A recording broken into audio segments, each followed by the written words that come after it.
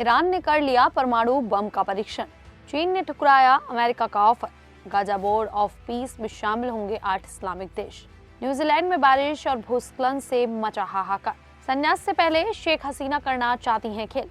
नमस्कार, मेरा नाम है शालिनी और आप देख रहे हैं द न्यूज़ 15। स्वागत है आपका हमारे खास प्रोग्राम दुनिया के हालचाल में। चलिए नजर डालते हैं बड़ी खबरों पर विस्तार से।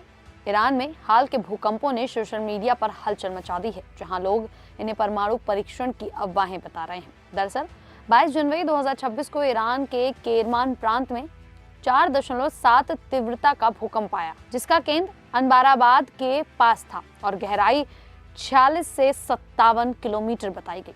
इससे पहले 4.5 तीव्रता का झटका जिरोफ्ट के पास महसूस हुआ। यूएसजीएस और जीएफजेड जैसे संगठनों ने पुष्टि की कि ये प्राकृतिक टेक्टोनिक गतिविधियां हैं, क्योंकि ईरान प्लेट बॉर्डर पर है और जनवरी में ईरान में 99 से ज्यादा छोटे माध्यम भूकंप आ चुके हैं। लेकिन इन भूकंपों को लेकर कहा जा रहा है कि ये न्यूक्लियर रिएक्टर के पास आए हैं, जिसके बाद पुरानी 2025 की घटनाएं फिर से वायरल हो रही हैं कि शायद ईरान ने परमाणु बम का परीक्षण कर लिया है। वहीं इजराइल में भी 15 जनवरी को दक्षिणी हिस्से में 4.2 तीव्रता का भूकंप आया, जो डिमोना न्यूक्लियर साइट के उत्तर में था। 21 जनवरी को बियरसेवा के पास 2.4 और टेविरियास में 3.7 के झटके महसूस किए गए।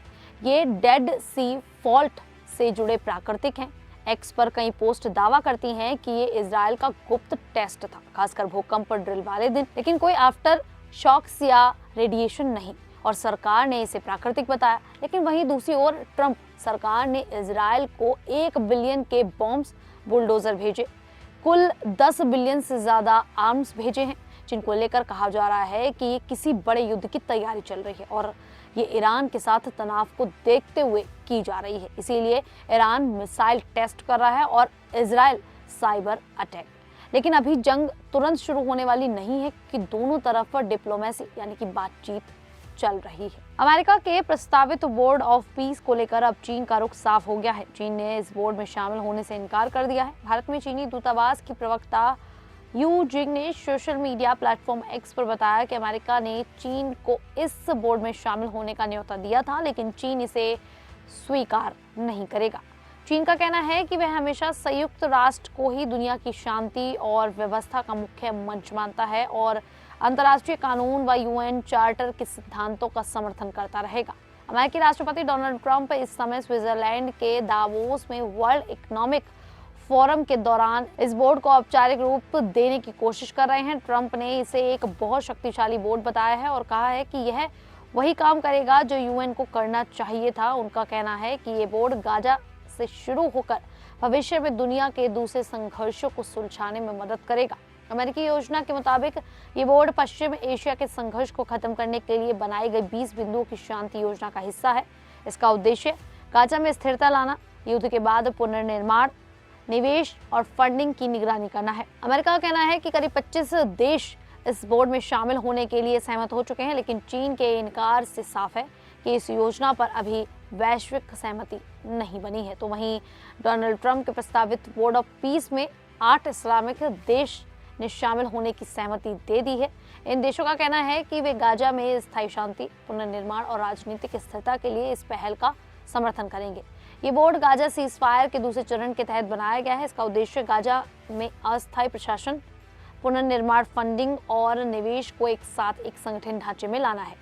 इस बोर्ड की अध्यक्षता खुद ट्रंप करेंगे। व्हाइट हाउस के अनुसार हर सदस्य देश को अलग अलग जिम्मेदारी दी जाएगी, जैसे शासन व्यवस्था मजबूत करना, क्षेत्रीय रिश्ते सुधारना, पुनर्निर्माण करना और निवेश लाना। एएनआई की रिपोर्ट के मुताबिक कतर, तुर्की, मिस्र, जॉर्डन, इंडोनेशिया, पाकिस्तान, सऊदी अरब और यूएई ने दोहा में संयुक्त बयान जारी किया। हालांकि इजराइल ने इस बोर्ड पर आपत्ति जताई है, खासकर तुर्की की भागीदारी को लेकर। व्हाइट हाउस ने साफ किया है कि बोर्ड में शामिल होने के लिए कोई तय फीस नहीं है और आगे और देशों के नामों का ऐलान किया जाएगा। तो वहीं न्यूजीलैंड में भारी बारिश और भूस्खलन से कई इलाकों में भारी तबाही हुई है। उत्तरी द्वीप में 2 अलग अलग घटनाओं में अब तक कम से कम 2 लोगों की मौत की पुष्टि हुई है, जबकि कई लोगों के लापता होने की आशंका है। राहत और बचाव कार्य लगातार जारी है। पहली घटना पापामोआ के वेलकम वे इलाके में हुई, जहां सुबह एक घर पर भूस्खलन गिर गया। घर में मौजूद 4 लोगों में से 2 बच गए, लेकिन 2 अन्य लोगों की मलबे में दबकर मौत हो गई। दूसरी घटना माउंट मांगानुई में एक लोकप्रिय बीच साइड हॉलिडे पार्क के पास हुई। यहाँ भूस्खलन से कई वाहन, कारवा और सुविधाएं मलबे में दब गई। पुलिस के अनुसार लापता लोगों की संख्या 9 से कम है। खोजी कुत्तों, हेलीकॉप्टरों और मशीनों से तलाश जारी है। भारी बारिश से बाढ़, बिजली कटौती और सड़कें बंद होने की स्थिति बनी हुई है। सरकार ने लोगों से सावधानी बरतने की अपील की है। तो वहीं बांग्लादेश की पूर्व प्रधानमंत्री शेख हसीना राजनीति से संन्यास लेने की तैयारी में है, लेकिन उनकी पार्टी अवामी लीग अभी भी चुनावी राजनीति में सक्रिय रहना चाहती है। इसी वजह से पार्टी ने आने वाले आम चुनाव में जातीय पार्टी को पर्दे के पीछे से समर्थन देने का फैसला किया है। जातीय पार्टी पहले भी अवामी लीग के साथ गठबंधन में चुनाव लड़ चुकी है। रिपोर्ट्स के अनुसार अवामी लीग अपने कई नेताओं को जातीय पार्टी के टिकट पर चुनाव लड़वा रही है ताकि अपनी राजनीतिक ताकत दिखा सके। बांग्लादेश में 12 फरवरी को 300 सीटों पर चुनाव होना है और सरकार बनाने के लिए 151 सीटें जरूरी हैं। शेख हसीना के बेटे साजिद वाजिद ने कहा कि उनकी मां पहले ही चुनाव से हटने का फैसला कर चुकी हैं और उम्र व सेहत इसकी वजह है। हालांकि उन्होंने साफ किया है कि शेख हसीना के बिना भी अवामी लीग चलती रहेगी। अवामी लीग पर चुनाव लड़ने का बैन है, लेकिन उसके समर्थक अब भी मौजूद हैं। जातीय पार्टी को समर्थन देकर अवामी लीग भविष्य में फिर मजबूत वापसी की कोशिश कर रही है। खैर, ये सारी जानकारी आपको कैसी लगी, आप हमें कमेंट करके जरूर बताएं।